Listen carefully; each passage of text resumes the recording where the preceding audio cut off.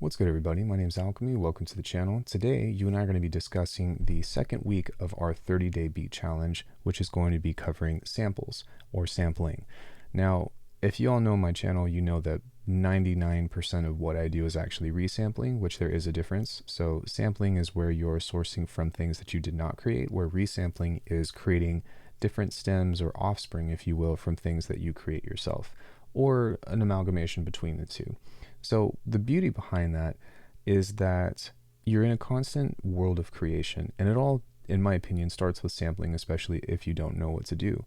Sampling has become so popular through electronic music production that if you don't know anything about music production as a whole, the best way to get started is to learn how to sample. Because why would you go and create, spend the time to create all this, crazy stuff that takes years to learn when you can just pull that idea from somewhere else and then kind of put a little spin on it and then, basically make it your own.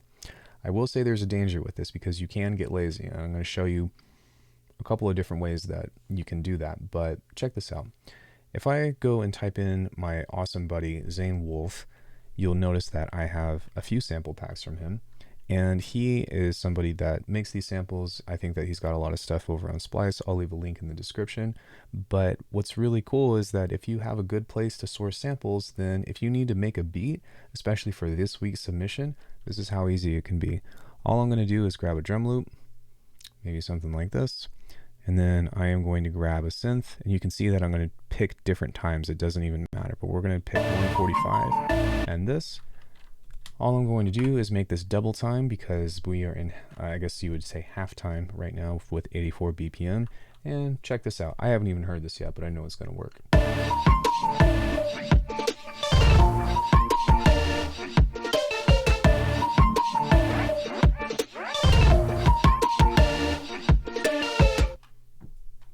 There you go.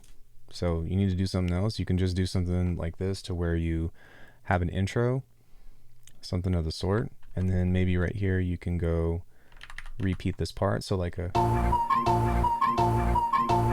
and then have a funny little sample, I don't know, maybe right there.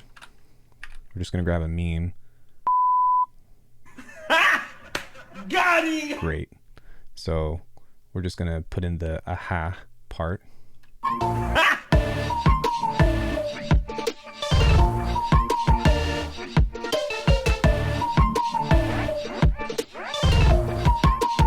And there you go, you got a beat. So this is baseline. And if you have been producing for anywhere longer than a month, you should be familiar with this. I would also say that about a month into production, would be considered lazy, because there's if this is all you got, you have no creativity, you've got 10 minutes in between your job to make tunes, there's nothing wrong with that. But let's go a little bit deeper. So I actually started recording this and I actually liked what we made, and I'm going to show you a level 2 version of this, which we're still going to be using something from Zain because I actually liked what came about. But basically we have this sound right here, which I'm going to make this back into raw real quick so that way we know what we're working with. And that kind of did that, but that's okay. So we've got this sample, which is pretty cool. Let me take the filter off.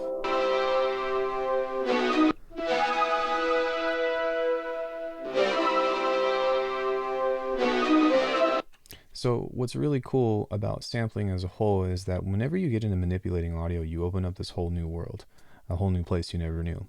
And within this, you can time stretch, you can pitch things, you can reverse them, you can utilize a lot of, if you're using Bitwig or something, a lot of the audio effect processing in which to transform it into something completely different.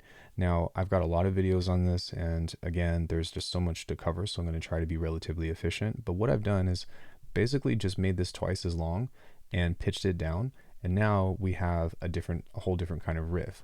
So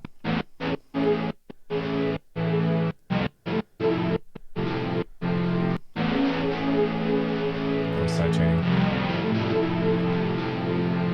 So in the same sense, I also went into my sample library and grabbed the C bass, and you'll notice down here at the pitch that I've changed this to match the key. So this is an A minor. So now these particular bass notes are just playing over the kick. So we do have a drum loop that is right here, and it's nothing special. I'll talk about this in just a second, but if we listen to the bass alone,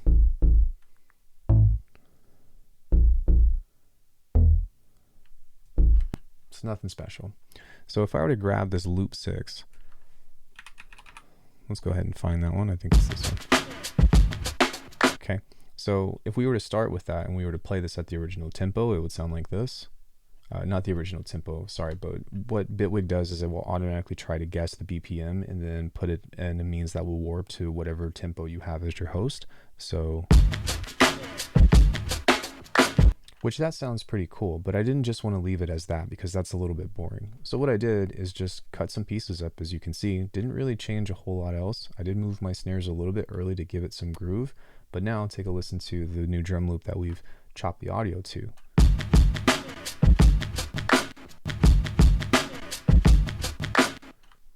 Nothing crazy, right? So within that though, like this is sampling and hip hop production 101. This is like universal between almost every kind of genre that you can think of. And that's why I do think that it's important to, maybe revisit this every once in a while and take a trip down memory lane, if you will.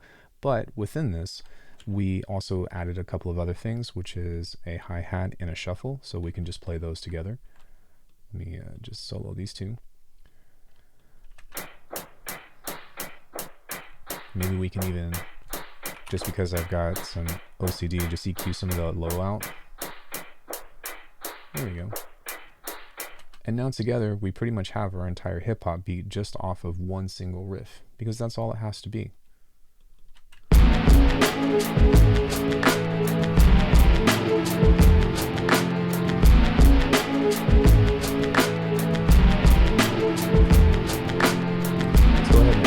Color to this by putting a filter. Choose your fighter.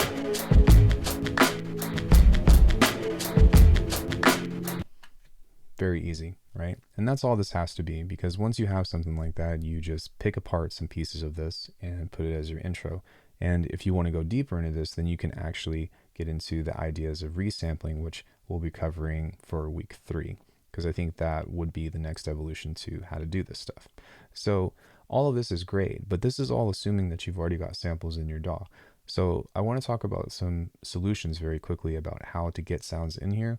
So very fast, Splice is probably the most popular way. If you have a phone and you have something called Koala Sampler, then you can actually do a large majority of this by recording YouTube videos or Spotify videos and then uploading those within Koala Sampler to make that transition. If you guys want to see me do that, then let me know in the comments, because otherwise I'll probably just, move on, because I don't really think that I have a huge audience for Koala Sampler.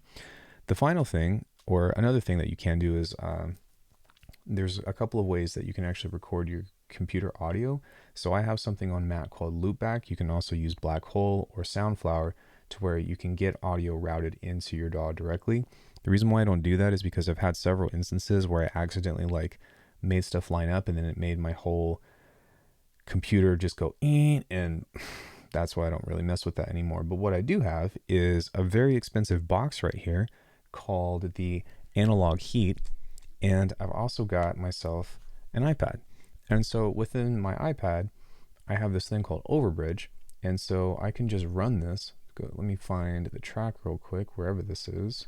Here we go. So I can just run this, and I can actually play anything from here and sample it. So what I've got, because I'm going to record this, is a YouTube video of mine to where I'm doing some sound design on Drambo with no talking. And I can definitely send stuff from Drambo directly to my iPad or directly to my computer, but we're talking about sampling here. So just pretend like this is a song that's non-copyrighted or something, and we're just going to sample that. So I'm going to hit record on this, and then I'll hit play, and then we will reap the benefits of what's going on with here. And then if you want to know or you're curious, you can see that I've got some effects that are also on here, but here we go.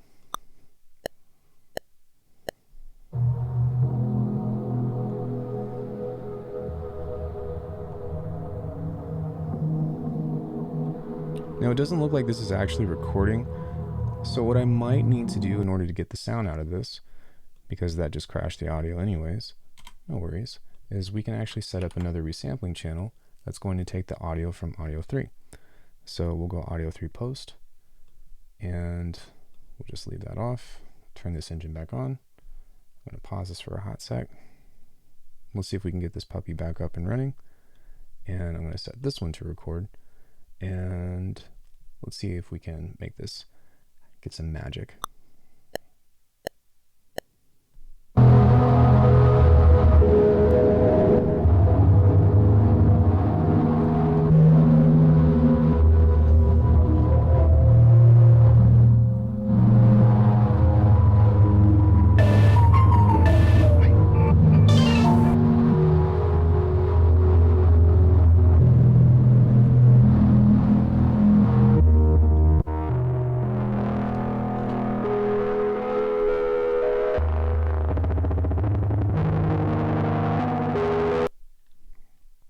That's fine. So even though this crashed our engine, it's totally fine. We got what we needed. So what's really cool is that I can turn this off now, and I can just grab all of the audio from here. And now that I have this, we can get back into the same chopping board of doing exactly what I was just talking about from before. So if we take a look at this guy, we can actually add this in, maybe turn this off, and we can pitch this, or rather stretch this, into a means that's going to be suitable for this guy. So now if we take a listen to this, and maybe we hit repitch on here,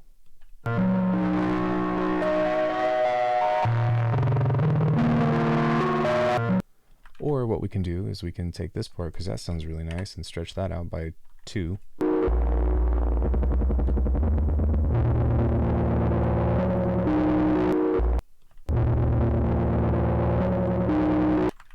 And then what we can also do is duplicate this, because I'm starting to maybe pick out my favorite parts of whatever is going on. And we can put this low pass on here, or maybe even a band pass. So if we go to Salon key, we could do that, maybe an SF. There we go. Now we've got an actual band pass.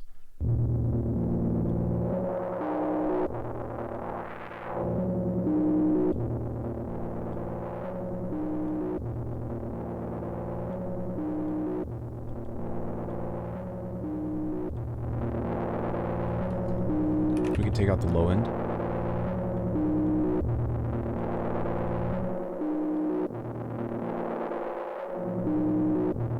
Also take out the high end. And then maybe bring a little bit of it back with a fuse compressor.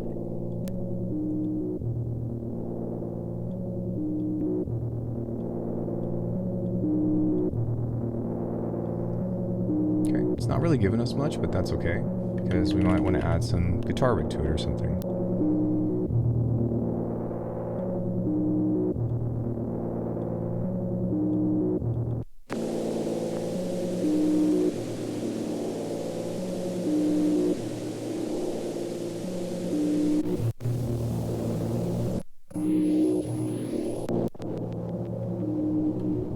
There we go. And now we've got a whole new vibe.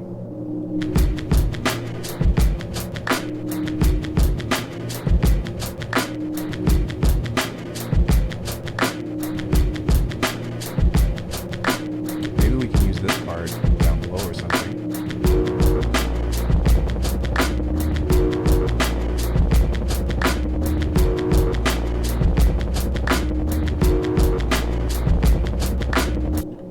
And there you go.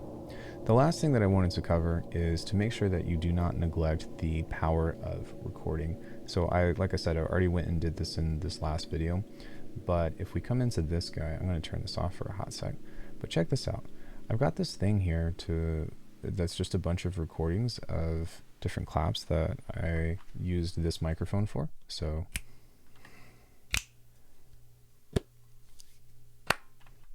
and if I were to come into this guy, I need to find wherever that analog key was and turn that off, otherwise it's going to crash the engine again. But if I were to turn this clap rack on and then turn this guy on with the snare kit, now whenever I layer all these together, we're in beta, so this keeps crashing. Don't don't judge Bitwig for this. It's just because of this guy. But now that I've done that, I've taken these little parts right here and created a clap. So before it was like this. And now after it sounds like this. Well, it would sound like that if it actually would work. Hold on one second. Let me pull off of this guy, wherever that recorded. Where are we at here? Just delete that. Come on. You can do it. And let's try this again. Maybe see if we can get a... There we go. I know this is going to work now. So we went from this to...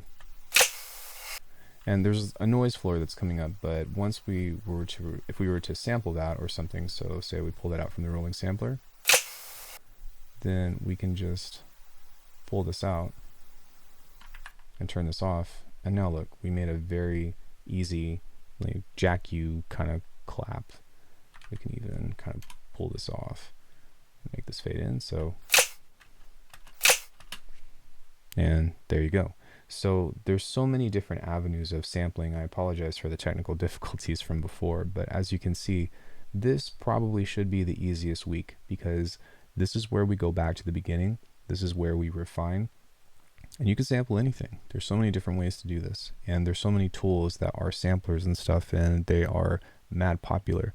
So I hope that this gives you a little bit of insight. I hope that this gives you some confidence as well of how easy this should be in order to accomplish. But if you have any questions, you can always reach out to me.